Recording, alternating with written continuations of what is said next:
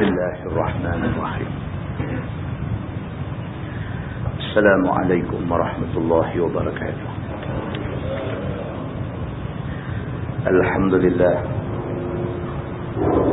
وبه نستعين أشهد أن لا إله إلا الله وحده لا شريك له وأشهد أن سيدنا محمدا عبده ورسوله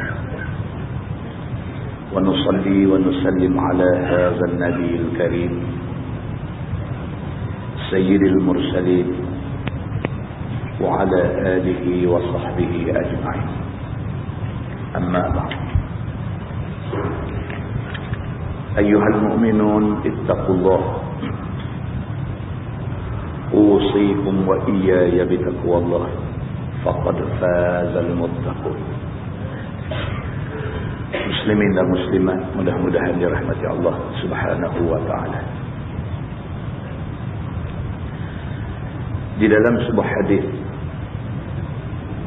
riwayat daripada Abi Malik Al-Harith bin Asim Al-Ash'ari radhiyallahu anhu,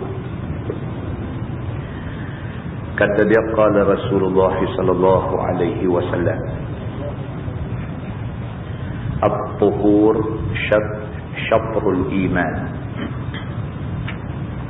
walhamdulillahi tamla'ul mizan wa subhanallahi aw tamla'u ma bayna as-samawati wal ard was-salatu nurun was-sadaqatu burhanun والصبر ضياء والقرآن حجة لك أو عليك كل الناس يغدو فبائع نفسه فمعتقها أو موبقها أو كما قال حديث صحيح رواية إمام مسلم. Seorang sahabat yang bernama Abu Malik Al-Harith bin Asim Al-Ash'ari radhiyallahu anhu menceritakan, kata dia, Nabi sallallahu alaihi wasallam bersabda, sabda Nabi, at-tuhur syatrul iman. Nabi kata bersuci adalah sebahagian daripada iman. Walhamdulillahi tamla'ul mizan. Manakala alhamdulillah, barang siapa yang selalu ucapkan alhamdulillah, tamla'ul mizan, ucapan itu boleh memenuhi neraca yang menimbang amal manusia di hari akhirat esok. Wa subhanallahi walhamdulillahi tamla'ani aw tamla'u ma baina as-samawati wal ardh. Manakala subhanallah dan alhamdulillah itu, dua-dua kalimah itu boleh memenuhi ruang di antara langit dan bumi. Siapa mulut dia selalu sebut subhanallah, selalu sebut alhamdulillah, pahala bagi orang yang selalu sebut subhanallah, selalu puji Allah, pahala dia boleh memenuhi ruang di antara langit dan bumi. Kemudian Nabi sallallahu alaihi wasallam kata, was-salatu nur, sembahyang itu nur. Kalau kita orang sembahyang, kalau kita orang yang sembahyang, Allah Subhanahu wa taala akan nampakkan nur pada wajah kita, bukan sahaja di dunia, bahkan di akhirat esok. Waktu manusia dihimpunkan di padang mahsyar esok, muka orang-orang yang sembahyang ini terpancar nur. Was-sadaqatu burhan, manakala sedekah itu menjadi bukti keimanan. Kita tak tahu kita ni beriman sungguh-sungguh ke tak, dan kita lagi-lagilah tak tahu orang beriman ke tak.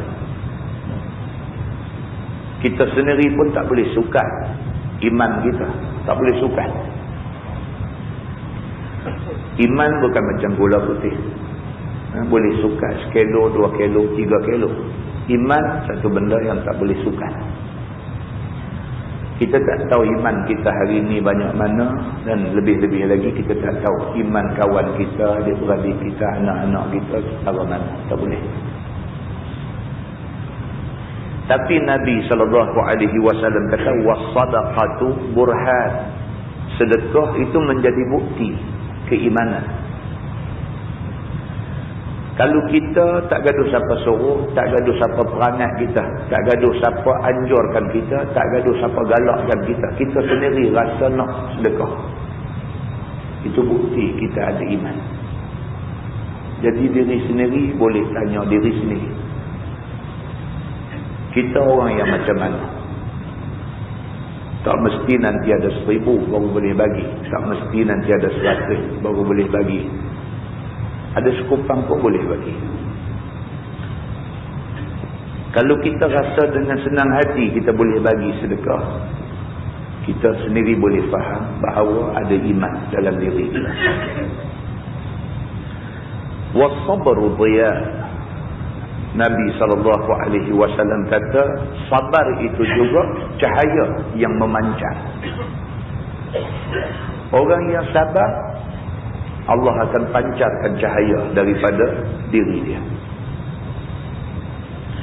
Wal Qur'anu hujjatun lak aw alaik. Quran ini pula Nabi kata dia boleh jadi belakang. Kadang-kadang Quran ini wal Qur'anu hujjatun lak. Kadang-kadang Quran ini dia menjadi hujjah bagi kamu. Maksud hujjah bagi kamu ialah Quran itu menjadi pembela kita di hari kiamat esok. Dia menjadi hujjah bagi kita di padang mahsyar ketika Allah dakwa kita. Sewaktu tu kalau sekiranya kita orang yang mengamalkan Quran masa atas dunia, Quran akan jadi peguam bela kita. Maka pada ketika itu Al-Quran itu hujjatun lak. Dia kata menjadi hujjah bagi kamu. Quran defend kita. Tak payah kita cakap banyak, tak payah kita panggil saksi, tak payah yang ni semua. Quran tampil untuk menjadi pembela kita. Dengan syarat masa atas dunia kita dengan Quran jaga sungguh. Bukan sahaja rajin baca Quran, bahkan kita belajar macam mana cara baca Quran yang betul. Bukan sahaja rajin baca Quran dengan betul, bahkan kita cuba sedaya upaya nak praktik suruhan yang Allah suruh dalam Quran. Sendirinya di padang mahsyar itu, Quran ini hujjatun lak. Dia jadi pembela kita, dia memberi hujjah untuk mempertahankan kita. Tapi Nabi SAW kata, au alaik. Kadang-kadang Quran ini menjadi hujjah ke atas kamu. Maknanya di padang mahsyar esok Quran juga boleh menjadi pendakwa yang akan mendakwa kita. Dia berhujjah ke atas kita. Kita baca Quran tapi kita tak mau nak laksanakan suruhan Allah dalam Quran. Maka Quran yang ada 30 juzuk depan kita lah ni, kadang-kadang dia jadi pembela kita, kadang-kadang dia jadi pendakwa kita. Kalau kita turut semua perintah Allah yang ada dalam Quran, maka Quran menjadi pembela kita. Tapi kalau sekiranya kita jadi orang yang benci Quran, yang tak mau Quran, maka Quran tampil sebagai pendakwa kita. Kullun nas yaghdu faba'i'un nafsah. Nabi SAW kata setiap orang manusia berpagi-pagi dalam keadaan menjual diri dia kepada Allah. Nabi SAW kata manusia ni celak-celak mata bangkit pagi, dia dalam keadaan ba'i'un nafsah, dia menjual diri kepada Allah. Famu'tiquha au mubiquha. Ada di kalangan manusia ni mu'tiquha, dia memerdekakan diri dia daripada seksa api neraka. Dia celak-celak mata pagi, dia bangkit-bangkit tu, dia menjadi satu orang yang taat kepada Allah, maka dia telah memilih untuk memerdekakan diri dia daripada api neraka Allah. Au mubiquha, ataupun ada manusia pagi-pagi bangun celak mata, dia derhaka kepada Allah Subhanahu wa taala, maka mubiquha, maka pada ketika itu binasa dia kerana tidak ikut perintah Allah. Muslimin dan muslimat yang dirahmati Allah sekalian, kita hari-hari bangkit tidur, kita boleh pilih kita nak buat hak mana satu. Bangkit tidur pagi, kita boleh pilih kita nak kita jadi orang yang taat Tuhan ke, kita nak jadi orang yang derhaka Tuhan. Kita pilih. Kalau kita pilih untuk hari ini nak taat kepada Tuhan, Quran akan membela kita dan kita selamat sejahtera. Tapi kalau kita bangkit pagi, kita pilih untuk derhaka Tuhan, maka ketika itu Quran mendakwa kita, binasa kita. Muslimin dan muslimat yang dirahmati Allah sekalian, hadis itu hadis sahih riwayat Imam Muslim. Mudah-mudahan kita dapat ambil akibat daripada hadis ini. Hadis ini nak bagi tahu dekat kita, yang pertama sekali, Islam mementingkan kesucian dan kebersihan. Bukan sahaja suci bersih luaran kita, pakaian kita, tubuh badan kita, bahkan kesucian dan kebersihan hati naluri kita. Islam mau yang tu. Kalau kita boleh jaga kebersihan luar dalam kita, maka itu syatrul iman, itu sebahagian iman. Yang kedua, hadis ni nak menganjurkan kita supaya biasakan mulut sebut Alhamdulillah, biasakan mulut sebut Subhanallah. Selalu sebut Subhanallah, selalu sebut Alhamdulillah. Pahala dia tak terfikir oleh fikiran kita. Kerana Nabi SAW kata, orang yang sebut Alhamdulillah, orang yang selalu sebut Alhamdulillah, neraca yang menimbang amalan dia esok penuh dengan kalimah Alhamdulillah itu. Maknanya pahala sebut Alhamdulillah itu cukup untuk nak memberatkan timbangan amal. Bahkan Nabi SAW kata, orang yang rajin sebut Subhanallah dan rajin sebut Alhamdulillah, pahalanya kalau sekiranya boleh diisi, dia boleh memenuhi ruang di antara langit dan bumi. Kita nampak simple benda ni tuan-tuan, kita tak boleh buat. Bila kita sebut Subhanallah dengan Alhamdulillah ni? Bila? Lepas semayang. Dalam doa amal, zikir Subhanallah, Alhamdulillah lepas semayang ni, ada hari tak buat. Dia biar nak cerita, kata benda simple ni tak terbuat.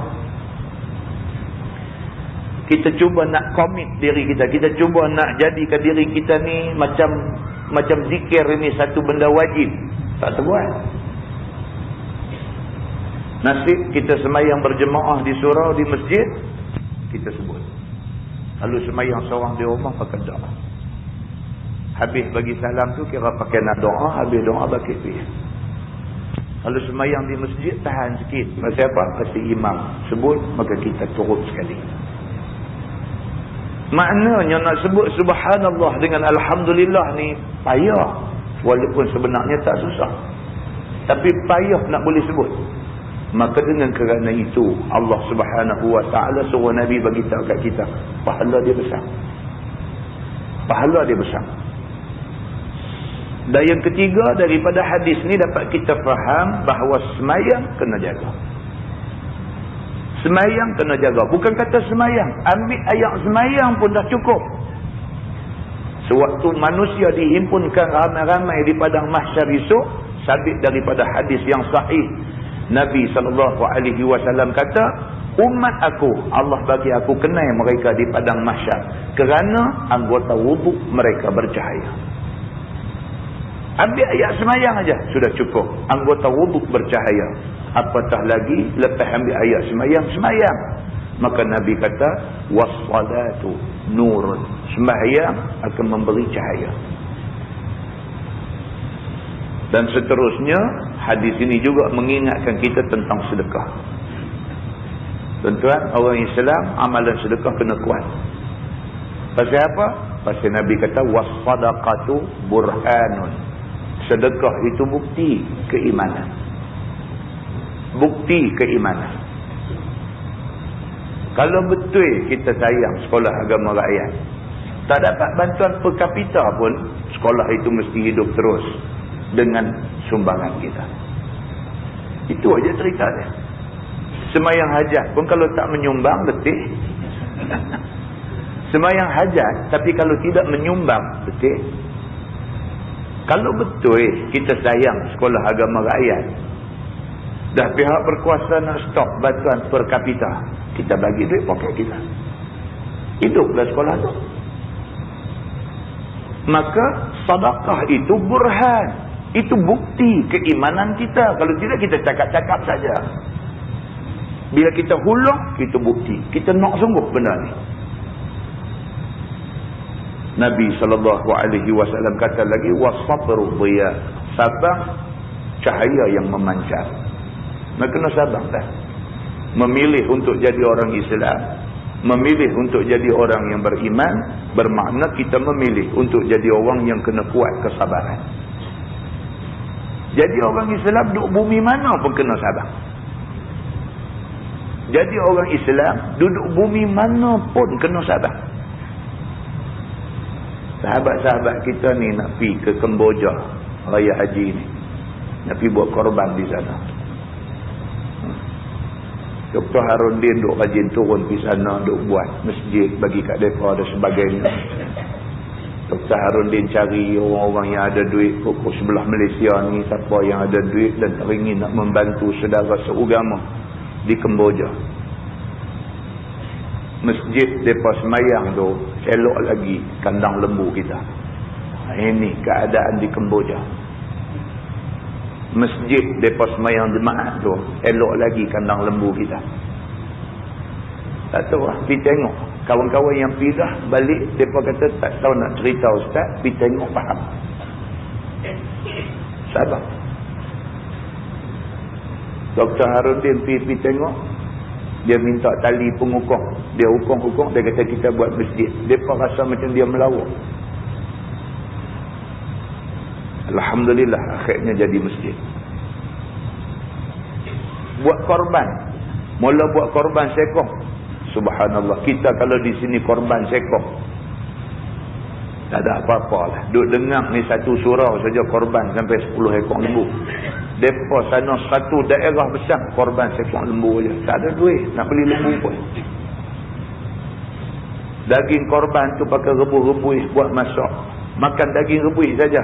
Kita orang Malaysia ni makan ada balance tak habis tu. Kita kata angkat. Kita kata angkat tu. Mereka angkat tu kita beralih cerah dah. Mereka kat makan. Mereka lapang tuan-tuan. Mereka setahun 2 kali makan daging. Setahun 2 kali aja. Pekin simpan duit nak makan masa raya puasa dan raya haji aja. Sabar nak jadi orang Islam di Kemboja. Tak seceritalah orang Islam di negeri-negeri. Banyak lagi lah negeri lain yang kesabaran ini adalah satu benda yang sangat besar bagi mereka. Dan seterusnya hadis ni mengingatkan kita tentang Quran. Quran dia boleh jadi dua benda. Kadang-kadang dia menjadi pembela kita, kadang-kadang dia mendakwa kita. Maka mana-mana manusia yang bangkit pagi-pagi hal keadaan dia nak mempertahankan ajaran Quran, bermakna dia memilih untuk selamatkan diri dia daripada neraka. Tapi mana-mana manusia yang bangkit pagi-pagi dia mencerca Quran, dia memilih untuk membinasakan diri dia dengan dibakar oleh api neraka. Mudah-mudahan mukadimah itu memberi manfaat kepada kita semua insya-Allah. Kita menggunakan Bahrul Mazi jilid 17.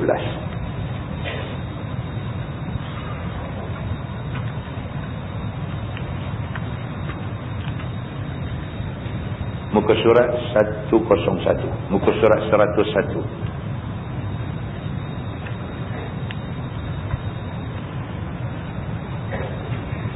Muka surat 101. Masalah ingatkan mati dan juga menggemarkan banyak ingat akan mati. Sesungguhnya ini satu perkara yang telah dikarangkan oleh Imam Al-Ghazali di dalam Ihya dengan karangan yang sangat bagus. Ini Syekh Idris Al-Marbawi, dia nak buat quotation, dia nak buat petikan daripada kitab Ihya yang dikarang oleh Imam Al-Ghazali. Iaitu katanya, ketahuilah olehmu bahawasanya orang yang bersungguh hati masuk pada mengumpulkan dunia, lagi yang bertungkus lumus menurutkan tipu daya dunia, lagi sukakan menurut akan hawa nafsu, lalai hatinya dengan tiada lagi daripada ingatkan maut, maka tidaklah dia ingatkan maut dengan lidahnya dan hatinya. Dan apabila ingat dia akan mati itu, nescaya benci ia dan lari ia daripadanya. Muslimin dan muslimat yang dirahmati Allah sekalian. Imam Al-Ghazali kata dalam Ihya, manusia ni dia kata, kalau dia lupa kepada mati, dia jadi satu orang hamba dunia. Lupa pada mati, dia jadi hamba dunia. Umur ni boleh kata umur kata mari lah, tapi tak mai ke masjid lagi. Maknanya lupa. Umur tu tak patutlah pergi pesta, tapi duk pergi pesta lagi. Fahamlah, kata ini adalah orang yang lupa kata dia satu hari nak mati. Ini Imam Al-Ghazali kata macam tu. Umur kita tahu mana tempat yang sesuai dengan kita. Kita tahu umur kita ni sesuai tang mana. Kalau umur kita ni dah duk pi sampai 40 lebih, 50 lebih, apatah lagi main 60 lebih, 70 lebih. Bukan pesta tempat kita. Bukan tempat keramaian tempat kita. Tapi masjid tempat kita. Tapi bila duk jangkau pi umur yang macam tu, pesta menjadi kegemaran dia. Faham dah? Dia satu orang yang tak teringat kata dia nak mati. Ini kata Imam Al-Ghazali. Maka mereka itulah yang difirmankan oleh Allah Subhanahu wa taala dalam Quran, a'udzubillahi minasyaitonir rajim, qul innal mauta allazi tafirruna minhu fa innahu mulaqikum thumma turadduna ila alimil ghaibi wasyahadah fayunabbi'ukum bima kuntum ta'malun. Sadaqallahul azim. Katakanlah olehmu wahai Muhammad, bahawasanya mati yang kamu cuba nak lari daripadanya tu, maka bahawasanya berjumpa sekalian kamu akan dia. Allah Subhanahu wa taala sebut dalam Quran. Allah kata mati yang kamu semua pakat nak lari. Siapa mau mati? Sakit sikit pergi ambil ubat cepat-cepat. Pasal apa? Pasal tak mau mati. Pasal tak mau matilah. Sakit sikit cepat nak pergi ambil ubat. Pergi ambil ubat klinik ni tak lega, nak pergi hospital pakar. Pergi hospital pakar tak lega, duk impun duit kalau boleh nak pergi luar negeri. Pasal apa pergi jadi gelut macam tu? Pasal tak mau mati lagi. Allah Subhanahu wa taala sebut dalam Quran, Allah kata qul, katakanlah wahai Muhammad kepada orang-orang Islam ni, innal mautal ladzi tafirruna minhu fa innahu mulaqikum. Sesungguhnya mati hak hangpa semua pakat nak lari daripada dia, fa innahu mulaqikum. Sesungguhnya dia jumpa kamu. Tak boleh lari. Tak berani naik kapal terbang. Pasal apa? Takut kapal terbang crash, jatuh, mati. Naik kereta api terbalik, mati juga. Tak boleh lari. Nama kata mati ni tak boleh lari. Kata aku, sebarang jenis kenderaan aku tak mau naik. Pasal apa? Duk tengok kadar kemalangan tinggi sangat di Malaysia ni. Jalan kaki, kawan dia main rempuh, mati juga. Innal mautal ladzi tafirruna minhu fa innahu mulaqikum. Sesungguhnya mati hak kamu nak lari daripada dia, sesungguhnya dia jumpa kamu. Kamu lari, dia ligan kamu. Kamu lari, kamu jomoh dengan dia di depan tu. Mati jumpa kamu. Kemudian dikembalikan sekalian kamu kepada alim al-ghaib dan alim asy-syahadah. Maknanya lepas mati kamu akan kembali kepada Allah. Allah tu ialah alimul ghaibi wasyahadah. Tuhan yang maha mengetahui tentang benda ghaib dan benda nyata. Tuhan tak ada benda tersembunyi daripada dia. Kita buat terang-terang pun dia tahu. Kita buat sorok-sorok pun dia tahu. Allah Subhanahu wa ta'ala alimul ghaib wasyahadah. Dia Tuhan yang alim tentang benda ghaib dan benda yang terang nyata. Maknanya nama kata manusia ni suka ke tak suka dengan Tuhan, mau ke tak mau mati nak jumpa Tuhan, mau ke tak mau, suka ke tak suka, kita akan jumpa Tuhan juga. Itu cerita dia. Bahkan bukan setakat jumpa saja, maka dia khabarkannya sekalian kamu dengan barang yang ada buat oleh sekalian kamu. Itu dia. Bila jumpa Allah, bila kita mati jumpa Allah, bukan jumpa setakat nak jumpa bagi salam aja. Tapi jumpa Allah Subhanahu wa ta'ala, Allah beritahu balik dekat kita apa kita buat daripada akil baligh sampai mati. Lagi panjang umur, lagi panjang kes dibicarakan.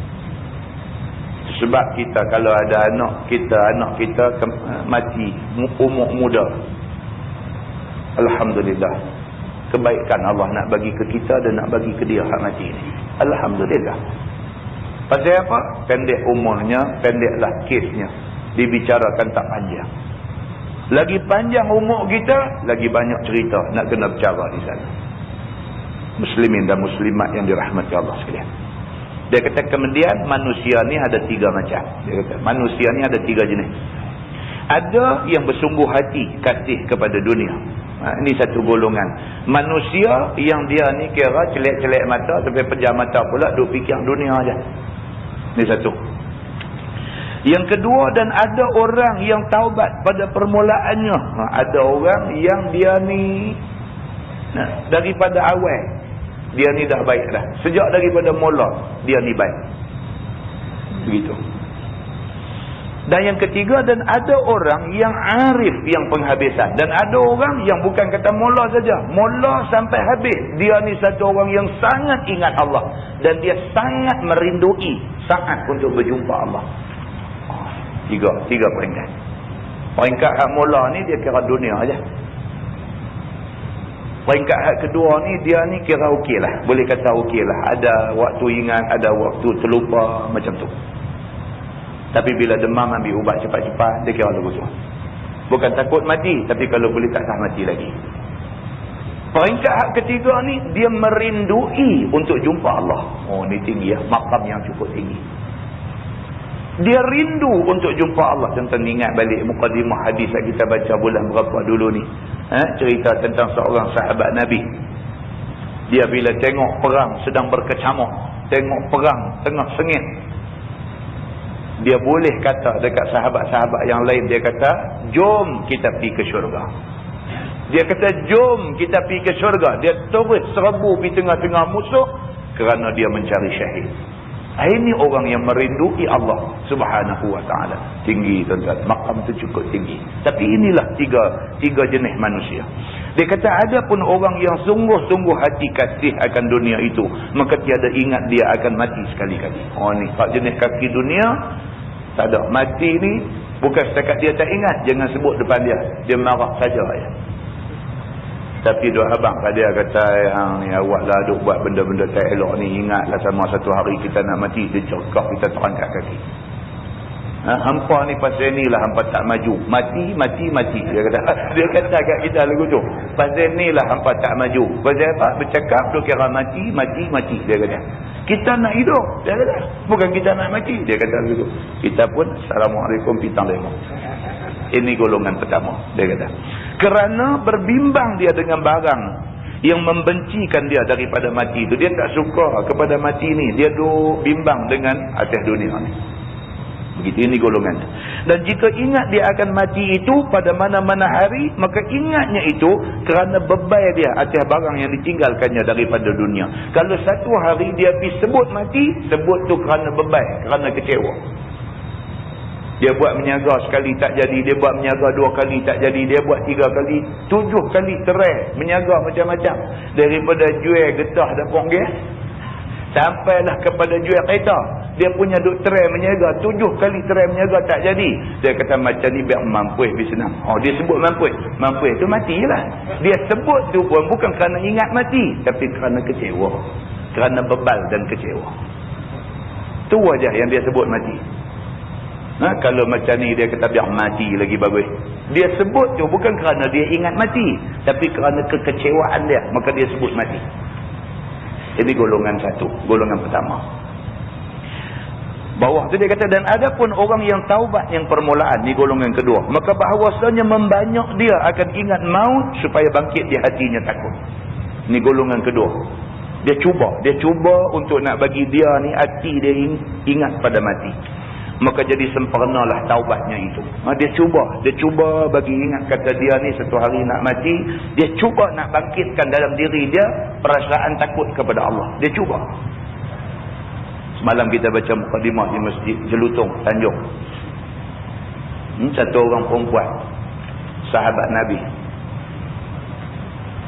Dia telah tersilap melakukan zina sampai mengandung. Tak boleh duduk di rumah, jiwa tidak aman, tidak tenteram, tidak tenang. Dia dihantui rasa dosa dan bersalah yang teramat sangat. Dia orang baik. Itu sebab Nabi kata dah hadis dia, Nabi kata la yazni zani hina yazni wa huwa mu'min. Nabi kata tidak akan berzina seorang penzina itu kalau sekiranya waktu dia nak berzina itu dia beriman kepada Allah. Orang yang boleh terbabas, terlanjur melakukan zina ni, masa dia terlanjur tu iman dia tak ada. Tuan, ahli sunnah wal jamaah kata iman kita ni yazid wa yanqus. Tekoh-tekoh dia tambah, tekoh-tekoh dia kurang. Ni iman manusia memang macam tu. Tapi ada setengah orang tu dia muflis iman. Waktu tu dia betul-betul jadi tak ada iman, maka terlanjur sampai berzina. Ini berlaku kepada perempuan ni. Wahia hubla. Dia kata maka dia pun mengandung kerana zina. Dia tak boleh duduk di rumah. Dia rasa tidak tenang. Dia rasa tidak aman. Dia rasa tidak tenteram. Walaupun dia sudah bersuami. Perempuan ni sudah bersuami. Tapi dia mengandung tu bukan anak suami dia. Dia pergi berzina dengan orang. Dia rasa tak. Dia pergi jumpa Nabi SAW. Dia kata, ya Rasulullah, saya berzina. Dia kata. Maka dirikanlah hukum ke atas saya. Dia kata. Nabi SAW kenal dia ni. Dia ni bukan orang gila. Bila dia main buat pengakuan macam tu, makna pengakuan dia tu benar. Nabi panggil pak dia. Nabi pesan dekat pak dia. Balik, jaga dia elok-elok. Tunggu sampai dia melahirkan kandungan dia. Selesai dia menyusukan anak dia. Bawa dia main jumpa saya. Nabi kata. Kemudiannya, pak dia bawa balik dia. Pak dia jaga dia elok-elok. Dah selesai semua, bawa main depan Nabi. Maka Nabi SAW perintahkan supaya pakaian dia diperkemaskan. Nampak Islam jaga aurat. Walaupun hukum nak dijalankan, aurat tak boleh buka juga.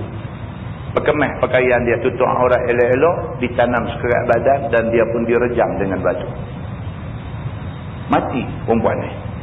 Kerana kena rejam atas kesalahan berzina sedangkan dia sudah berumah tangga. Bila selesai mayat dia direjam mati dan sebagainya, mayat dia diuruskan, Nabi menyembahyangkan mayat dia.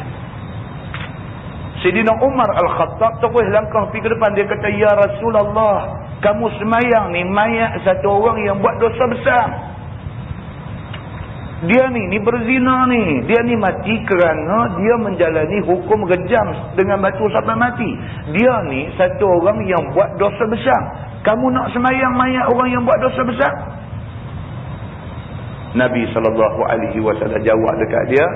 Jawab dekat Sayyidina Umar. Nabi kata betul dia buat dosa besar. Nabi kata. Tapi dia telah bertaubat kepada Allah Subhanahu Wa Taala. Pahala yang Allah bagi kat dia kerana taubat dia ni, kalau sekiranya ambil pahala tu bagi kepada 70 orang penduduk Madinah, pahala tu ada lebih lagi. Penduduk Madinah ni bukan lagu penduduk Parit Kuntang. Penduduk Madinah, tuan-tuan, yang kata Ahlul Madinah ni menjadi rojokan. Yang kata Ahlul Madinah ni, yang kata penduduk Madinah ni bukan lagu penduduk kampung kita. Tak. Hebat. Orang-orang Madinah ni hebat-hebat. Maknanya orang Madinah ni pahala dia hebat-hebat.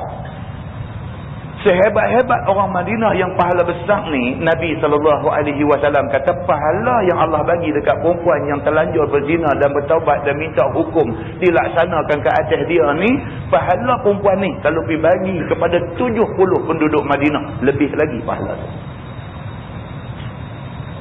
Kemudian Nabi SAW kata dekat Sayyidina Umar, Nabi kata, bolehkah kamu cari wakmai ke depan aku satu orang manusia yang sanggup hilang nyawa kerana nak cari keredaan Allah. Maksudnya ialah Nabi merujuk kepada perempuan ni. Dia sanggup hilang nyawa dengan mengaku kata dia berzina dan minta hukum dilaksanakan kepada dia. Dia hilang nyawa, tak apa, dengan syarat Allah redha dia bila dia bangkit di padang mahsyar esok. Kamu nak komplain lagi aku semayang mayat orang yang macam ni? Ummah terus diam 1000 bahasa. Muslimin dan muslimat yang dirahmati Allah sekalian. Ini yang kata manusia ni kadang-kadang boleh jadi macam tu. Maka kategori manusia, jenis yang kedua manusia ni, dia cuba nak bangkitkan dalam diri dia rasa untuk bertaubat minta ampun kepada Allah Subhanahu Wa Taala atas dosa dia. Maka boleh jadi takut dia akan mati pada setengah ketika kerana takut disambarkan dia oleh mati dahulu daripada ia taubat, dan sebelum memperbaiki bekalan dan persediaan dia untuk hari akhirat. Dia kata manusia jenis yang kedua ni, dia ni ada waktu dia berasa menyesal sungguh, nak taubat sungguh dengan Allah, tapi ada waktu dia terleka sikit dan sebagainya. Ini manusia jenis kedua. Maka ini orang yang ma'zur namanya, orang yang diberi excuse kerana dia ni uzur pada bencikan mati itu daripada sebab jalan ini. Ada waktu dia bertaubat kepada Allah, ada waktu dia macam syok sikit dekat dunia, tapi oleh kerana dia ada waktu dia nak bertaubat kepada Allah, dia ni Allah bagi excuse dekat dia. Dia nak bertaubat kepada Allah, cuma sebagai manusia kadang-kadang lemah atas kelemahan itu, terlupa juga kadang-kadang untuk taat kepada Allah. Ini manusia jenis kedua. Kemudian dia kata, dan tiada masuk ia di bawah sabda Nabi SAW, siapa yang benci jumpa Allah, nescaya Allah benci jumpa dia. Golongan kedua tak masuk dalam golongan ni, golongan yang tak mau jumpa Allah. Dia nak jumpa Allah, cuma kelemahan dia sebagai manusia kadang-kadang terlalai juga. Begitu. Kerana ini, orang bukannya bencikan mati dan bukannya dia benci jumpa Tuhan, bahkan dia takut akan luput jumpa Tuhan oleh kerana taksir dia. Dia takut dia ditakdirkan mati ketika dia sedang cuai. Dia takut. Begitu. Maka jadilah dia seumpama orang yang terlewat jumpa kekasihnya kerana bimbang dengan persediaan untuk jumpanya atas hal yang disukanya. Maka tidak dibilang akan dia orang yang benci jumpa Tuhan dengan ini. Kemudian yang bawah tu, poingan bawah, dan ada pun orang yang arif yang penghabisan jalannya itu. Ni golongan yang ketiga. Maka iaitu sentiasalah ingat dia akan mati.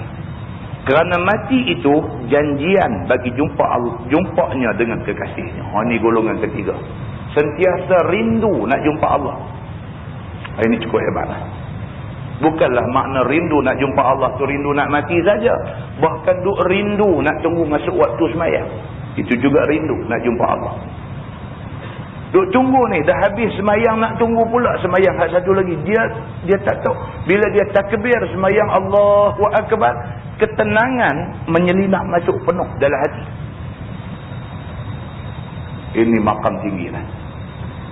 Kita ni, kita tak sampai makam tu. Tak sampai. Cuma kita ni duduk pada makam apa? Lagi tak semayang duduk berasa macam ada benda tak selesai. Kita duduk makam tu aja. Alhamdulillah dah tu pun. Berbanding dengan orang yang tak semayang tak ada apa satu. Kita ni kalau boleh duduk makam tadi ni, makam lagi tak semayang duk berasa tak selesai. Ya? Kita dalam perjalanan anak balik mai ajak ayah jom pergi Kuala Lumpur, kita pun jom. Naik kereta daripada Parit Buntang ni nak pergi Kuala Lumpur. Sampai pukul 2 dah, kereta duk berjalan lagi tak berhenti, semayang lohok lagi. Kita duduk rasa lemah. Apa dia ni tak berhenti semayang ke apa-apa. Ada perasaan macam tu jadi ya. Jadi ya.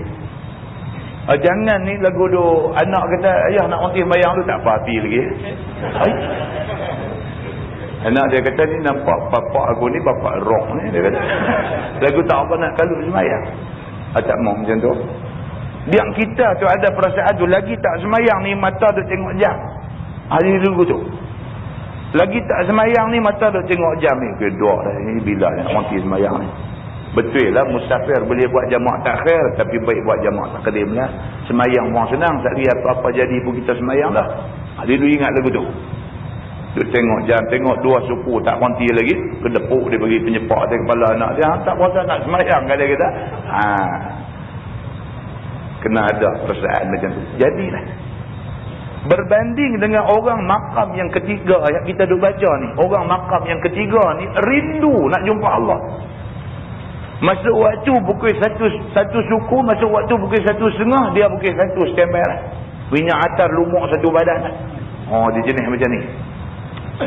Ni berasa nak pergi semayang ni, nak pergi menghadap Allah Subhanahu Wa Taala ni, berasa tak boleh sabar dah nak. Lagu tu perasaan dia. Dan orang yang kasih itu tiada lupa ia sekali akan janji jumpa kekasih. Tak lupa lah. Waktu semayang memang tak lupa lah.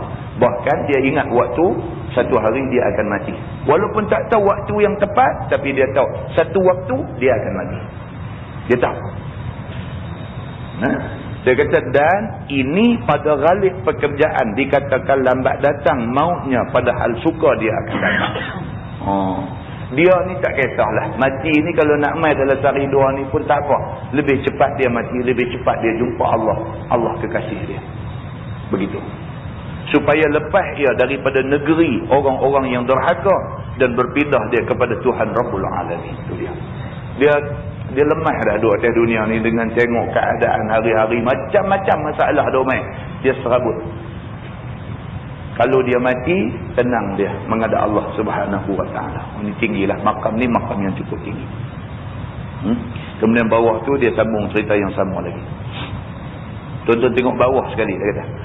Dan yang lebih memberi bekah daripada segala jalan ingat mati itu pada hati, iaitu membanyakkan ingat akan taulan handai yang telah lalu mereka itu dahulunya. Cara kita nak ingat mati ni macam mana? Dia kata cara dia ingat adik-beradik kita, kawan-kawan kita yang dulu ada, lah tak ada dah. Ingat. Dulu ada Ustaz lah di surau ni, lah Ustaz lah tak ada dah. Mau ingat dulu tu.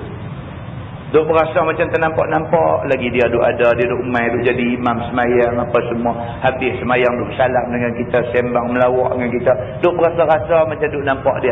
Tapi hari ni kita kena terima hakikat, dia dah tak ada lah. Demikianlah kawan-kawan kita, adik-beradik kita, orang-orang yang kita biasa kenal satu masa dulu, hari ni tak ada. Mungkin dulu kita ada satu kawan baik. Bila mai hari raya, dia orang yang mulakan telefon kita pagi-pagi. Assalamualaikum, nak ucap selamat hari raya, maaf lahir batin. Selama berapa tahun dia buat benda yang macam tu, hari ni tak ada lah. Kita berasa satu kehilangan. Dulu ada orang duk telefon kita pagi-pagi raya, ucap selamat raya. Lah ni tak ada lah. Tak ada pasal apa? Mati dah dia ni.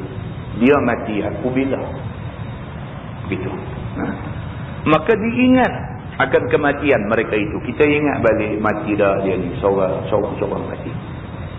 Ada seorang jemaah mengaji kita, seorang duduk di Tokai Alustang, Haji Saidin Tokai. Duduk Tokai tuan-tuan, jauh. Nu simpang 4 kangkung masuk ke dalam lagi.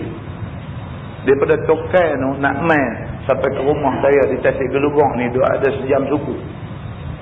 Bawa kereta cara cukup-cukup tu. Speed track tak kena. Dan tak pelan sangat. Sejam suku. Turut mengaji ni daripada Tokai tu. Pi sampai ke Tanjung, sampai ke mana. Turun pi mengaji. Tuan-tuan, takkan kita nak lupa orang macam ni, tuan-tuan. Takkan kita nak lupa kat dia. Alipun apa duk tengok apa ni, pi tempah jubah bagi kat kita selai lah. Kita tak minta semua benda ni.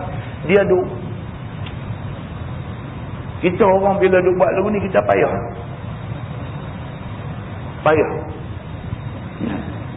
Turut kita kata Pak Haji duk ikut kata apa semua ni tak susah ke Pak Haji? Tak apa. Saya pun tak nak pergi rumah dia pun. Dulu dia panggil berceramah di masjid Tokai dekat dengan rumah dia pun tak ada pergi rumah dia. Pakai pergi masjid tu dah lewat dah, tak ada Pak Haji lain kali main lain balik kan. Meninggal bulan puasa baru ni. Satu sahabat telefon pukul 3 pagi. Sahabat telefon bagi tahu meninggal dah hamba Allah. Terkejut tuan-tuan. Seminggu sebelum tu jumpa, last kali jumpa saya ceramah nuzul Quran dekat Masjid Padang Temusu. Last jumpa dia. Macam biasa, tak ada apa-apa. Habis salam, ustaz, Pak Haji balik dulu, saya kata. Salam, peluk saya sekali, dia pun balik. Seminggu aja lepas itu orang telefon abang meninggal. Dua dengan sahabat ada main mengaji selalu, satu cikgu. Dua kereta sedia mata kacau sikit, cikgu bawa kereta, dia ikut sebelah. Meninggal pun keadaan cukup cantik. Dia duduk pergi semayang tarawih tu di Masjid Tandok Al-Ustaz. Imam Hafiz di semayang sana. 10 penghabis dalam bulan puasa, masjid tu buat qiyamul lail setiap malam. Malam kejadian tu dia semayang tarawih di Masjid Simpang 4 Kangkung. Habis semayang tarawih di Masjid Simpang 4 Kangkung, dia nak pergi balik ke Masjid Tandok tu untuk qiyamul lail. Dalam perjalanan tu berlanggang depan-depan kereta dengan satu kereta lain, kereta dia melambung jatuh dalam tali ayam. Orang angkat kereta jumpa dia duduk dalam kereta tu. Cikgu hak bawa kereta dia tu terpelanting keluar daripada kereta. Orang ingat dia seorang. Dia buka tarik tali ayam apa semua, dah bagi ayam beras lepas apa semua, ada seorang lagi duduk dalam, tak tahu. Esoknya dah mayat dia tengah duduk mandi, saya pergi ziarah mayat. Masa mayat tengah duduk mandi tu baru dapat berita, jumpa mayat cikgu seorang lagi. Baru jumpa esok pagi.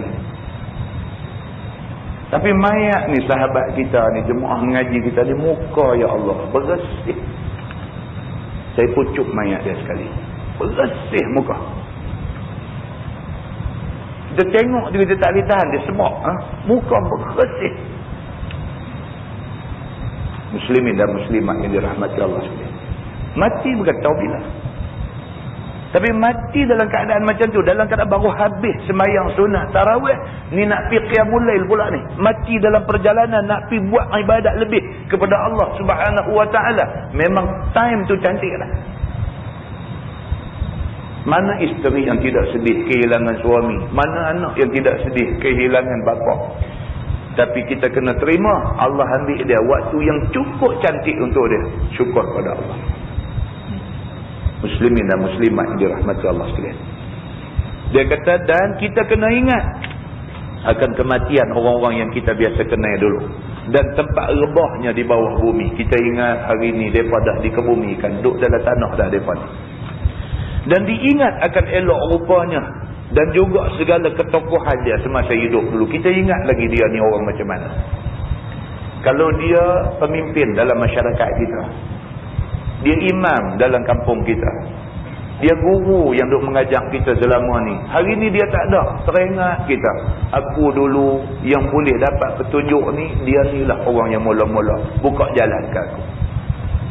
Petunjuk Allah bagi, tapi yang nak buka ni melalui sebab musabab dia ni. Tentang kita semua, termasuk saya, kita semua termasuk saya, apa benda ni? Mesti ada satu orang, mungkin pak kita, mungkin tok wan kita, mungkin kawan kita, mungkin satu guru. Dalam banyak-banyak guru kita, satu guru ni boleh buka kita. Itu sebab Nabi SAW kata, ganjaran pahala yang Allah Subhanahu Wa Taala bagi dekat satu orang, tak kira siapa-siapa. Tak mesti tok guru, tak mesti ulama, tak mesti ustaz. Orang biasa pun, ganjaran yang Allah akan bagi dekat dia, kalau sekiranya kerana cakap dia, Allah bagi hidayah dekat satu orang.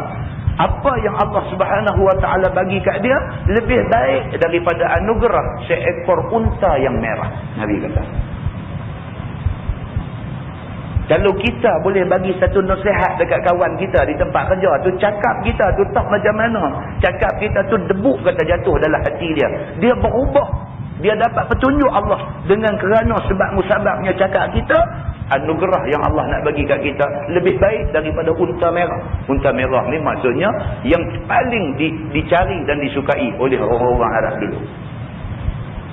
Mana anugerah paling istimewa Allah akan bagi kat kita.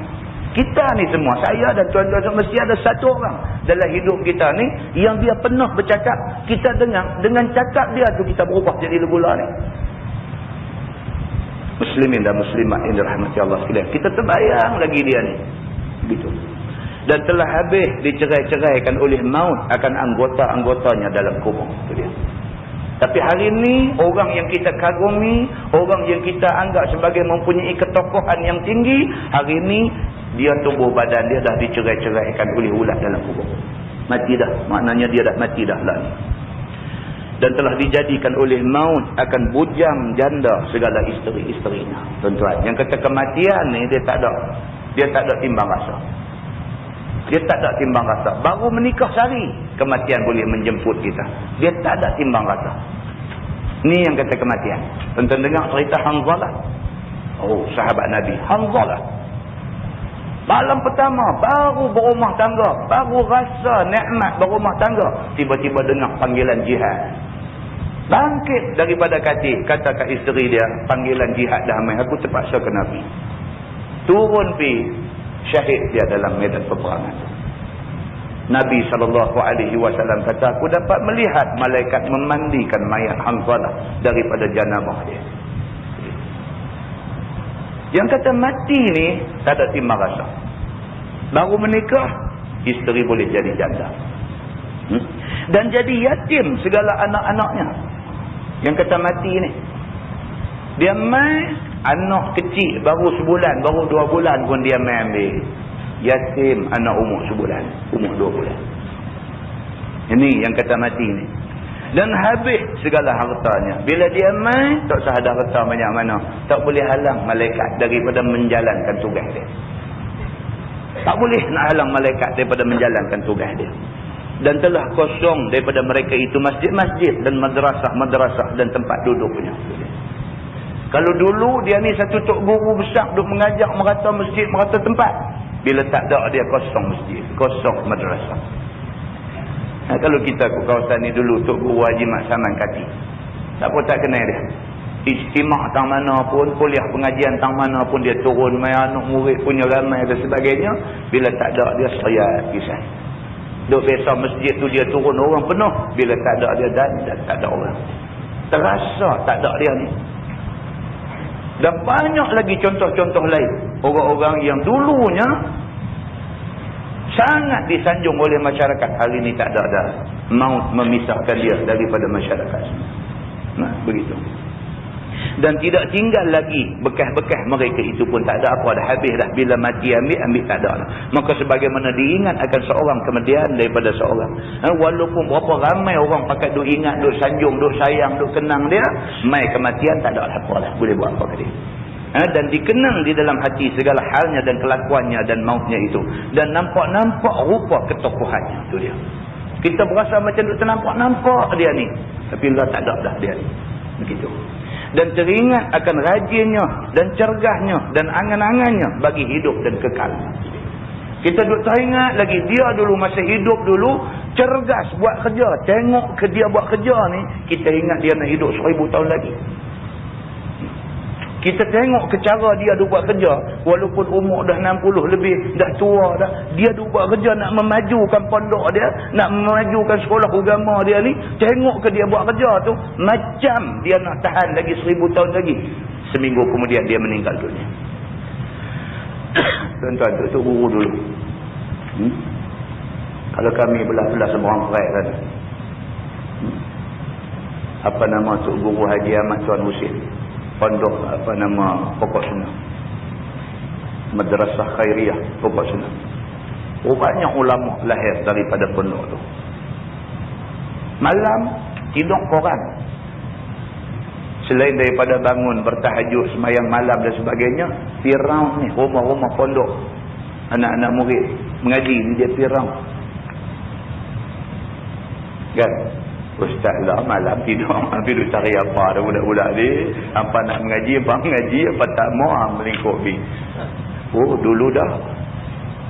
Dulu dah bukan ada bantuan per kapita apa-apa. Kan? Dia buat kerja kerana Allah. Dia buat kerja kerana Allah. Mai bagi anak murid kat dia ni amanah. Amanah. Bagi kat dia, dijaga. Bukan jaga mengajar dalam kelas ni. Malam-malam pondok. Contoh lah pondok kecil-kecil duduk. Dia round. Kok tepi pondok. Round. Masa tu tak ada lah apa nama VCD. Apa tak ada lagi zaman tu. Dia duduk round ni. Nak ambil bau rokok daun. Dia pergi duduk round tu nak ambil bau. Kok ada anak murid curi-curi isap rokok daun. Semua Jawa jual pakai kilo, pakai kati ni masa tu kan. Dia pergi round. Bau aja boleh lah. Boleh, buat-buat tu boleh. Malam tu juga turun, pergi sembahyang sunat sama dengan dia di surau sekolah ni. Sembahyang sunat.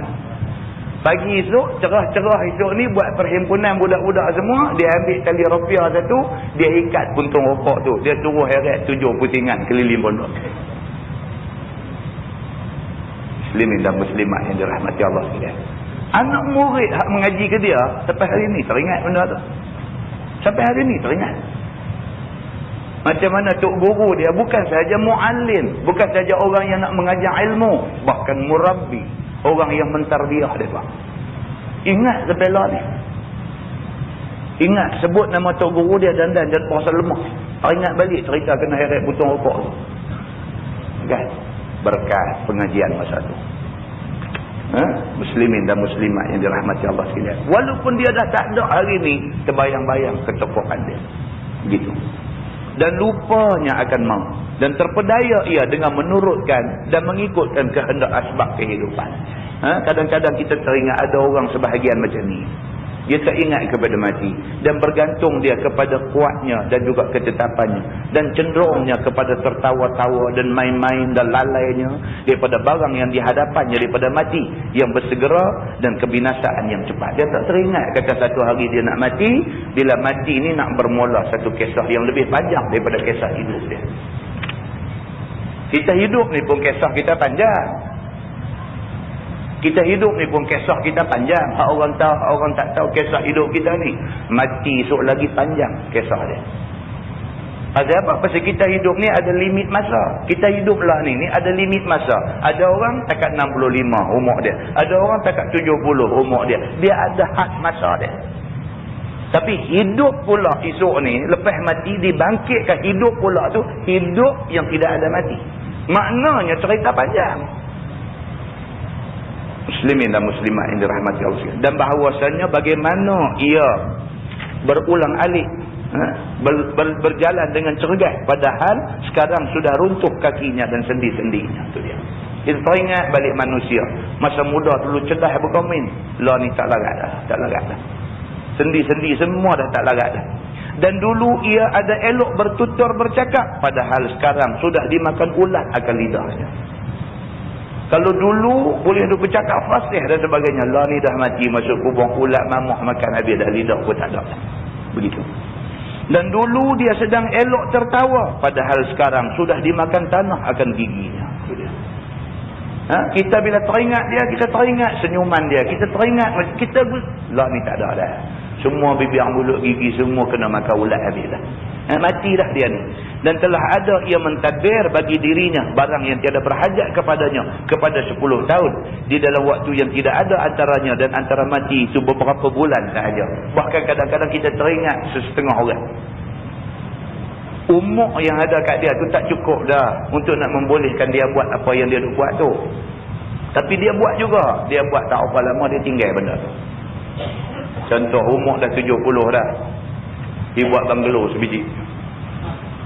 Umur 70 dah pergi buat banglo sebiji. Elok siap banglo duduk tak ada 5 tahun mati.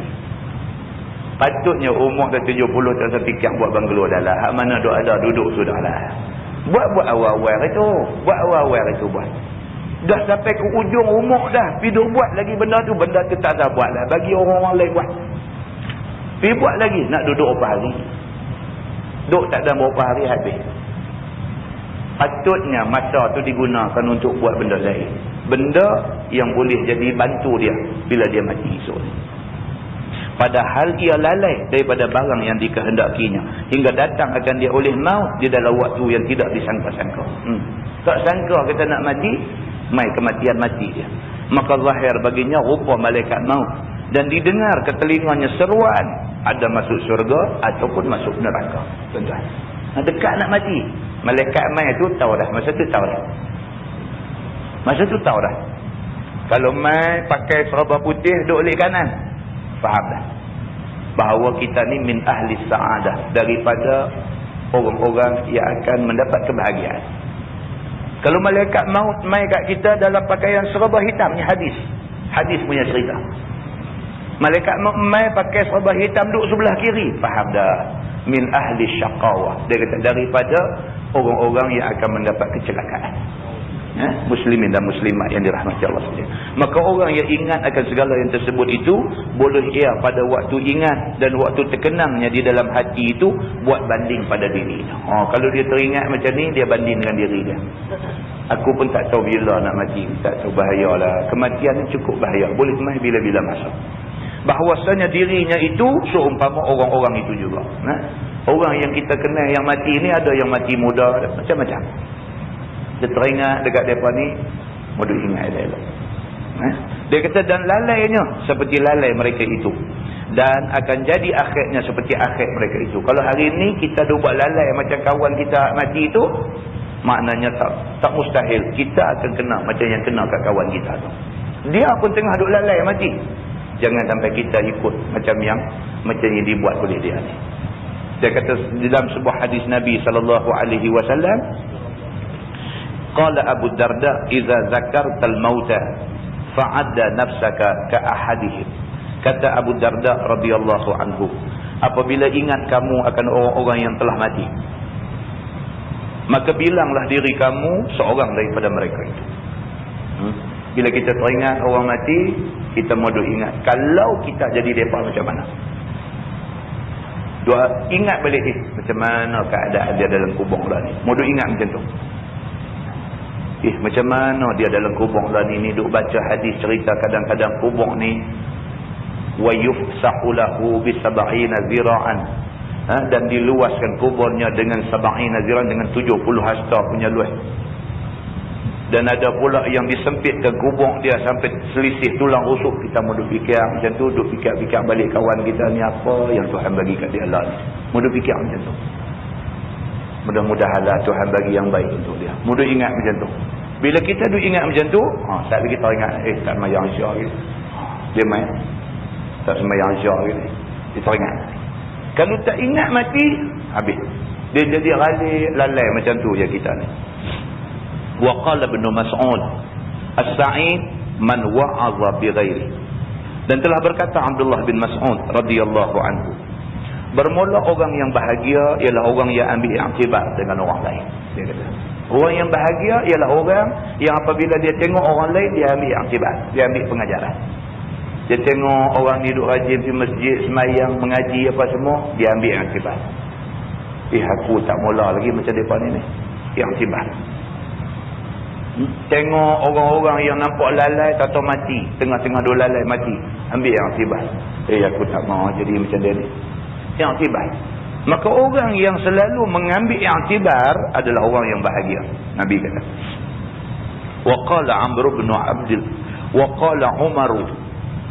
qala Umar bin Abdul Aziz, ala tarawna annakum tujahhizuna kulla yawmin 'ad kulla yawmin ghadiyan aw ra'ihan ila Allah 'azza wa jalla tad'unahu fi sad'in min al-ardi qad tawassada at-turab wa khallafa al-ahbab wa qatta'a al-asbab. Dan telah berkata Umar bin Abdul Aziz rahimahullahu ta'ala dalam khutbahnya, tidakkah nampak sekalian kamu akan diri kamu bersediakan tiap-tiap hari akan orang yang berjalan pagi ataupun berjalan petang kepada Allah Subhanahu wa ta'ala? Umar Abdul Aziz, tuan-tuan, khalifah. Walaupun dia khalifah, dia orang besar, tapi warak dia menyebabkan dia dipanggil Umar As-Sani. Umar Abdul Aziz ni, dia ni hidup jauh dah selepas zaman Khulafa Ar-Rashidin. Tetapi akhlak dia, tingkah laku dia, amal ibadah dia dan sebagainya, nampak macam Umar Al-Khattab. Sehingga kan Umar bin Abdul Aziz ini digelar sebagai Umar As-Sani, Umar yang kedua. Maksud Umar yang kedua tu ialah Umar yang kedua selepas Umar Al-Khattab. Tuan-tuan bayangkan, pergi Mekah buat haji jalan kaki. Yang kata Umar Abdul Aziz ni, dia pergi Mekah, dia berjalan kaki. Pasal apa? Pasal nak ambil lebih pahala. Dalam ayat Quran Tuhan cerita pasal orang buat haji, ya'tuka rijalan wa ala kulli dhamirin ya'tina min kulli fajjin amiq. Tuhan kata orang akan pergi ke Mekah untuk buat haji ni, ya'tuka rijalan, walaupun terpaksa berjalan kaki, orang akan pergi ke Mekah ni. Wa ala kulli dhamir, dan dia akan pergi walaupun terpaksa naik unta yang asalnya gemuk kemudiannya jadi kurus. Ya'tina min kulli fajjin amiq. Manusia nama kata Islam tetap akan pergi ke Mekah walaupun daripada segenap ceruk dunia mana dia akan pergi ke Mekah untuk buat haji. Pergi sana ni musim haji ni, pergi sungguh. Rupanya lagu Quran kata tu sungguh tuan-tuan. Hak mai ke Mekah buat haji berjalan kaki sampai hari ni ada. Sampai hari ni ada lagi. Kerajaan Saudi ni tak payah nak strict macam mana lah. Dia masuk mai, dia nak buat haji.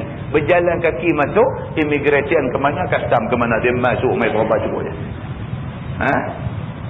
Tahan bah, dia turun bah jalan kaki, masuk dulu pada bah. Ada. Pasal apa? Pasal Tuhan sebut dalam Quran. Mereka ni mai, kok mana pun mereka akan mai ke Mekah untuk buat haji. Jalan kaki boleh papi, naik unta boleh papi, tambahlah ada baik, ada kapal terbang lebih-lebih lagi orang nanti. Serba macam rupa manusia duk ada sana, duk tengok muka ni tak tahu negeri mana mah.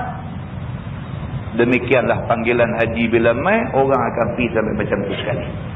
Umar bin Abdul Aziz saja pilih untuk pergi Mekah buat haji dalam keadaan berjalan kaki.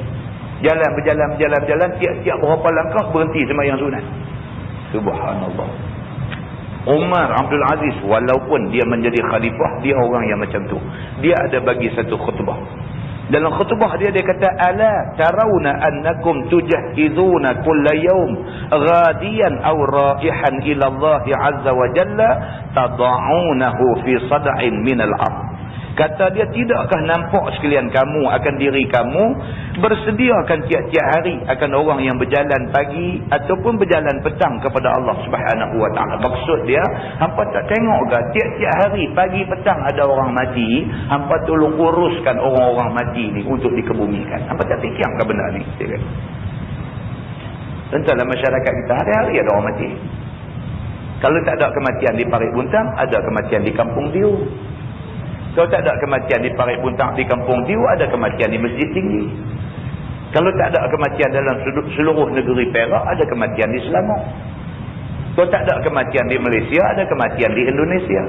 Hari-hari ada orang mati. Tak tahu tiap-tiap 1 minit ni berapa banyak orang mati dalam dunia ni. Maka Umar bin Abdul Aziz kata, hampa ni kadang-kadang hampa terpaksa urus mayat.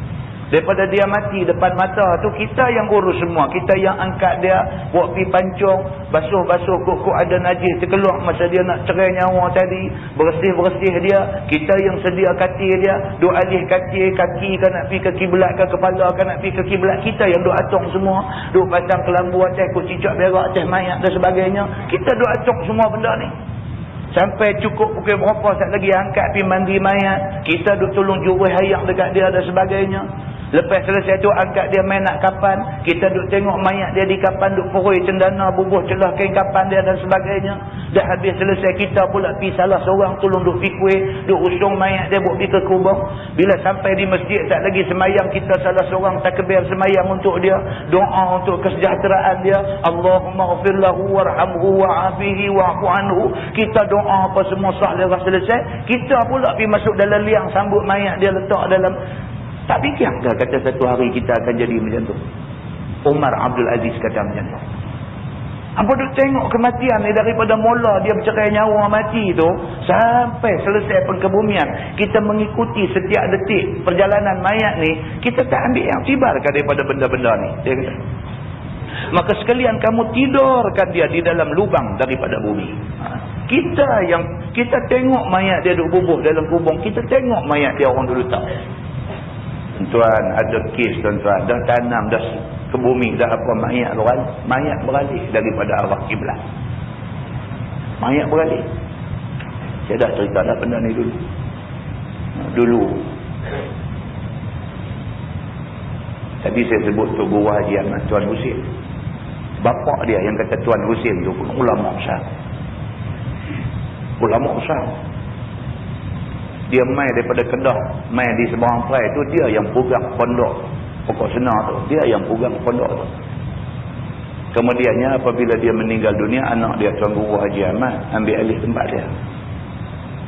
Tuan Guru Haji Ahmad Tuan Husin dulu pernah jadi wakil rakyat Kerian ni dulu. Tuan-tuan mesti kenal dia. Pak dia Tuan Husin. Pak dia Tuan Husin. Dia marah lah dekat satu kes lah. Berlaku satu kes, dia marah dekat satu orang tu. Kerana marah tu merajuk tu lari main buka pondok. Lepas tu kawan dia marah tu sakit. Orang main panggil dia. Orang main panggil dia, minta dia pergi lah. Dah kawan tu sakit, minta dia pergi lah. Dia tak pergi. Bukan dia benci kawan tu, tapi dia marah beberapa tindakan kawan tu. Dia marah. Dia tak puas hati tindakan kawan tu. Bawa diri. Sampai kawan tu mati. Dia tak pergi. Orang main panggil dia, minta dia pergi semayang mayat. Dia tak pergi. Dia marah sungguh ke kawan tu. Dia tak pergi. Akhirnya orang semayang mayat dan orang simpan. Lepas tu orang main tanya dia lagi, pasal apa yang tu tak pergi? Keluar kalam daripada mulut dia. Ini mengikut cerita orang tua-tua yang anak murid dia dulu. Keluar kalam daripada mulut dia. Orang-orang macam ni bukan nak cakap merapu, cakap tak ketahuan. Dia bercakap sekali-sekali pun jangan buat pasal dengan dia. Keluar kalam di mulut dia. Dia kata, tak mau pergi, dia kata. Derhaka Tuhan, dia kata. Mayat pun bukan menghadap kiblat, dia kata. Dia kata macam tu. Jadi orang ni sudah takut lah pasal dia ni tok guru besar. Memang orang warak. Dia korek balik nak tengok kebesaran Allah Subhanahu Wa Taala, tak menghadap sebut. Bukan setakat mayat tu terbalik duduk terlentang itu sudah, dia beralih balik penuh terus. Tuan, bila kita tanam mayat ngiring tu menghadap kiblat, kalau kata nak terbalik pun dia jadi terlentang. Ni dah dia beralih balik penuh terus. Nak buat apa?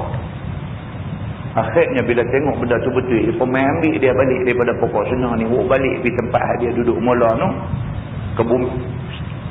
Bila dia sakit kuat ni, dia ambil dia balik di sana dan dia meninggal dan dia simpan di sana. Kerana nak memuliakan karamah yang Allah bagi dekat dia. Kemuliaan, tanda-tanda kemuliaan karamah yang Allah bagi dekat orang macam ni. Muslimin dan muslimat yang dirahmati Allah. Benda ni tuan-tuan, siapa pun tak boleh cakap besar. Kita tak tahu kita nak mati lagu mana, nak jadi macam mana lepas mati tu bukan tahu. Tak tahu. Nak jadi elok ke, nak jadi tak elok ke, na'udzubillah min zalik. Minta Tuhan jauh daripada jadi benda-benda tak elok bila kita mati. Muslimin dan muslimat yang dirahmati Allah sekalian. Umar bin Abdul Aziz dia pesan benda ni. Dia kata sekalian kamu tidurkan mayat itu di dalam lubang kubur, dia kata. Sesungguhnya berbantalkan tanah dia. Bukan tak tengok, Umar Abdul Aziz kata. Kamu pergi ke bumi, mayat adik-beradik kamu, kawan baik kamu, orang kampung kamu tengok orang dulu letak mayat dalam kubur tu. Bantai ni ada orang pergi bantai dia duduk tidur di rumah malam-malam. Orang pergi kain putih aja, ambil tanah aja perosok-perosok dalam roncang putih tu, itulah bantai mayat. Duit banyak mana pun, kekayaan tak usah cakap lah. Masa tu bantai tanah aja. Itu saja manusia pada waktu dia dah mati. Maka meninggalkan kekasih dia. Tak usah sayanglah anak bini macam mana pun, anak bini kekasih dalam hidup. Tak usahlah. Mati tinggal semua kekasih dia. Dan putus segala sebabnya. Maka sentiasalah terkenang dan terfikir segala ini fikiran dan seumpamanya. Orang hak tinggal ni, tinggal kenangan saja. Boleh duk ingat aja. Kalau anak-anak ni ingat kepada bapa. Ayah mata meleleh pelan-pelan. Kalaulah bapa ada, kami tak jadi macam ni. Tinggal kenangan. Ayah mata, ayah boleh cerita. Kesedihan yang ditanggung oleh orang yang kena tinggal. Serta masuk tanah kubur. Serta masuk kubur, yang masuk ke tanah perkuburan dan melihat akan orang-orang yang mati. Kita duk pergi ke tanah perkuburan ni, tengok berapa banyak batu nisan duk ada, berapa ramai ada orang yang tak mati. Dan ahli-ahli ialah yang selalu memberi bekas ingatkan mati itu di hati. Maksudnya orang-orang yang ahli, orang-orang yang baik-baik saja yang kematian ini memberi bekas di hati dia, yang dia mengambil iktibar daripada kematian yang berlaku, sehingga boleh dikalahkan atasnya sekira-kira jadi ia sebagai di hadapan mata. Itu dia. Orang yang betul-betul boleh ambil iktibar daripada kematian adalah orang-orang yang baik-baik saja. Orang yang tak baik tak ada apa. Kematian tidak bagi pengajaran apa-apa kepada dia. Maka pada waktu itu hampirlah mau bersedia baginya dan berjauh daripada negeri tipu daya itu. Bila mati, sangat perlulah persediaan untuk kita bawa. Untuk nak menghadapi alam barzakh kita ni. Masa tu sangat perlu. Tuan-tuan, satu pahala pada masa tu sangat berharga. Bahkan lebih berharga daripada dunia dan kekayaannya. Anak-anak ni duk ambil Faisal, SPM ke apa ke semua. Satu mata punya pasal dia jadi grade 2. Ada dia kalaulah sekiranya dapat lagi satu mata, mungkin dia dapat grade 1. Beza grade 1 dengan grade 2 tu, itu baru atas dunia. Kan? Dia cek balik Allah, dia kata yang ni aku salah 6, kalau salah 5 dapat A, kalau dapat A aku dapat grade 1. Satu mata tu bagi dia, kalau teriak keluar air mata darah pun tahun depan pula dah ambil Faizal. Kali berapa? Satu mata tu tak apalah. Ni SPM ni akhirat esok ni, ini nak menentukan syurga neraka esok ni. Satu pahala pun besar bagi kita. Tuan-tuan baca dalam hadis cerita tentang isteri, cerita tentang suami. Yang suami ni menghadapi masalah tidak cukup kebajikan, yang isteri ni terlebih kebajikan. Suami minta dekat isteri, minta bagi dekat aku pahala kamu sikit. Minta dekat isteri ni, bagi dekat aku pahala kamu sikit. Isteri kata, apa aku boleh buat? Bukan kerja aku nak bagi pahala dekat kamu. Muslimin dan muslimat yang dirahmati Allah. Ni masalah ni, masa duduk atas dunia lah ni, nak buat apa-apa lah ni. Dah mati, dah bangkit di padang mahsyar esok, siapa tak boleh tolong siapa? Anak tidak boleh tolong kau, suami tidak boleh tolong isteri, anak siapa pun tak boleh buat apa. Melainkan masing-masing dengan apa dia bawa balik menghadap Allah Subhanahu wa taala semata-mata. Maka jika tidak begitu, maka ingat dengan zahir hati, dengan hujung lidah itu, sedikit jua faedahnya pada memberi takut dan memberi ingat. Dia kata kalau kita ni tak boleh jadi orang yang ingat mati di hati, tak boleh, hati kita tak mau nak ingat pasal mati. Kalau kita ni menghadapi masalah tak boleh nak ingat mati, sebutlah dengan lidah, dia kata. Jadilah. Sebut dengan lidah. Manalah nak tahu, sekali sebut dia tak sampai ke hati, 5 kali sebut tak sampai, tahkan 50 kali kita sebut sampai ke hati. Tuan, bukan senang. Manusia pun serupa. Ada manusia sekali dengar nasihat berubah jadi elok. Ada manusia kena 100 kali bagi nasihat barulah dia nak rasa terusik sikit hati dia. Ada manusia sampai dekat nak mati sangat dah, barulah masa tu terusik hati dia, berasa nak berubah, tapi nyawa sudah dia gargarah. Nyawa sudah dia gargarah, pintu taubat sudah tutup. Muslimin dan muslimat yang dirahmati Allah sekalian. Dia kata maka sebagaimana sedap hatinya dengan sebab suatu daripada dunia, maka seyogialah ingat dengan lekasnya bahawasanya tak dapat tidak baginya bercerai dengan dunia ini dengan tidak syak lagi. Satu benda yang kita tak boleh nafi, satu hari kita mati. Itu yang kita tak boleh nafi. Satu hari kita mati. Mati tak nanti tua, tak nanti sakit. Mati, orang muda pun mati, orang sehat pun mati. Mati sampai masa yang dijanjikan, jalan kita. Nah, jadi last sekali dia tutup tajuk ni, dia kata bahawasanya tak dapat tidak baginya, bagi manusia itu akan bercerai dengan dunia. Yang ni dengan tidak syak lagi. Kok mana pun satu hari kita akan mati. Kullu nafsin dha'iqatul maut. Setiap yang ada nyawa, dia akan jumpa mati. Biarlah bila Allah Subhanahu wa taala tamatkan tempoh kita hidup atas dunia ni dalam keadaan kita taat Allah Subhanahu wa taala. Jadi oleh kerana tak tahu nak mati bila, biarlah sepanjang masa kita taat kepada Allah. Tuan-tuan, kita kena faham hak mana satu agama, kena faham. Hak mana satu sembang-sembang biasa, kita kena faham. Kalau benda ni benda agama, tak usah duduk campur cakap tak ada punca, tak usah. Takut kan? Macam kita duduk cakap selalu, takut. Orang-orang hari ni dia tak tahu beza benda ni. Benda agama, dia pergi tumpang cakap, dia cakap tu, dia tak sedar bahawa cakap dia tu sebenarnya menyentuh agama. Jadi kalau tak erti terus cakap langsung, duduk diam lebih selamat. Kalau pergi duduk gagah hukum bercakap juga, tiba-tiba cakap kita tu pergi masuk dalam kumpulan mencercah agama. Tidakkah itu menjadi susah kepada kita? Allah Subhanahu wa taala tak ada susah apa. Seluruh penduduk dalam dunia ni pilih untuk derhaka Allah. Allah tetap dengan sifat istighnaq dia. Allah tetap Allah Tuhan Maha Kaya. Tapi manusia yang membantah Allah, yang menderhaka Allah, yang menentang Allah Subhanahu wa taala, depa susah. Susah sungguh-sungguh punya susah, sehingga kan tak ada siapa boleh tolong depa melainkan Allah Subhanahu wa taala. Nah, wallahu a'lam. Mudah-mudahan Allah bagi taufik dan hidayah kepada kita semua. Lepas ni kita masuk bab atharul hasir fi janbi Rasulillah sallallahu alaihi wasallam. Maksudnya kesan tikar tempat tidur Nabi sallallahu alaihi wasallam. Nak cerita kata Nabi ni, Nabi sallallahu alaihi wasallam ni biasa tidur atas tikar. Sehingga kan apabila dia bangkit saja, rusuk dia tu lekat bekas tikar yang dibuat daripada daun tamar ni, lekat tikar. Sehingga ke sahabat Nabi apabila tengok terus berasa sedih. Terus kata ke Nabi sallallahu alaihi wasallam, ya Rasulullah, kalaulah sekiranya kamu sebut aja dekat kami akan buat tempat tidur yang elok untuk kamu. Sahabat ni sayang ke Nabi ni, mereka pun tak gamak lah nak tengok Nabi, satu orang yang mulia, istimewa, pemimpin yang dikagumi, tidur atas tikar daun tamar. Sahabat kata, ya Rasulullah, kalau kamu sebut aja di mulut, kami buat tempat tidur yang cukup elok untuk kamu. Raja Parsi, Raja Rom, Kisra dan Kaisar tidur di atas katil yang seumpama singgah sana. Patutkah kamu seorang Nabi pesuruh Allah, kekasih Allah, tidur atas daun tamar ni? Sahabat dia kata macam tu.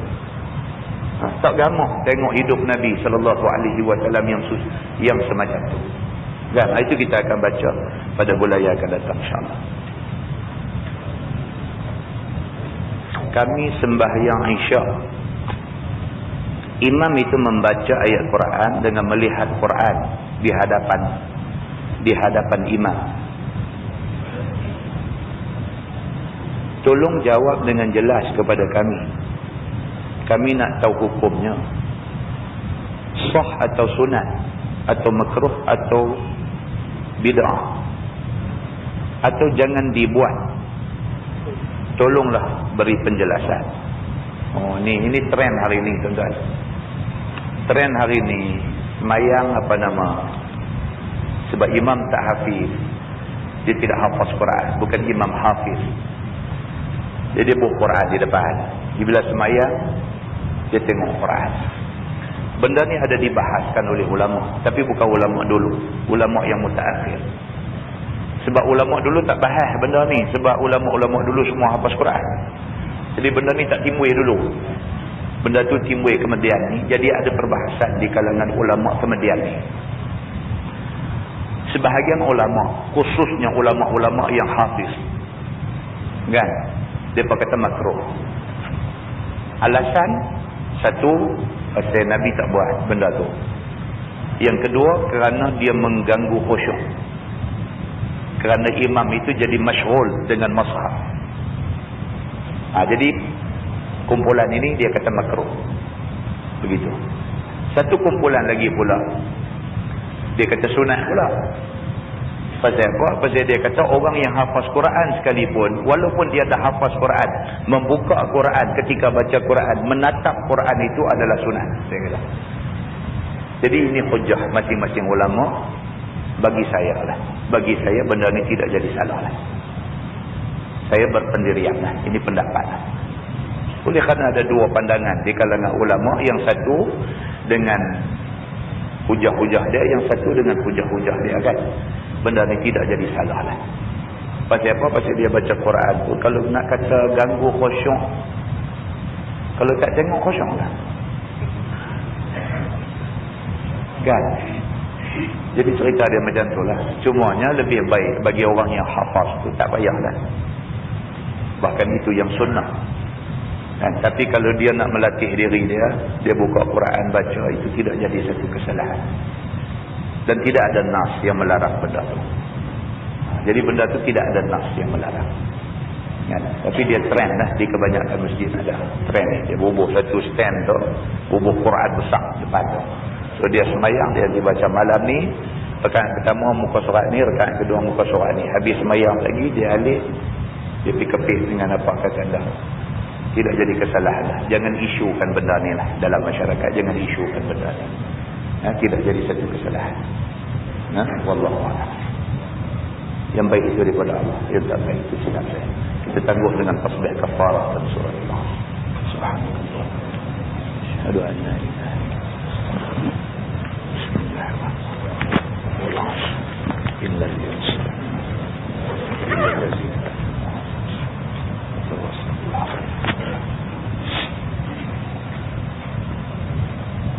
اللهم صل على محمد في الأولين والآخرين وسلم رضي الله تبارك وتعالى عن سادتنا أصحاب سيدنا رسول الله أجمعين.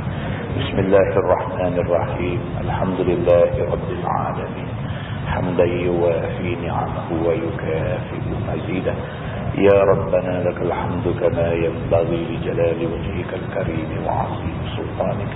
رضينا بالله ربا وبالإسلام دينا وبمحمد نبيا ورسولا. اللهم افتح علينا فتوح العارفين وارزقنا فهم النبيين بجاه خاتم المرسلين. اللهم فقهنا في الدين وعلمنا التأويل واهدنا صراطك المستقيم. اللهم أرنا الحق حقا وارزقنا اتباعه وأرنا الباطل باطلا وارزقنا اجتنابه. اللهم اجعل جمعنا جمعا مرحوما وتفرقنا من بعده تفرقا معصوما. وصلى الله على محمد وعلى آله وصحبه وسلم والحمد لله رب العالمين. السلام عليكم.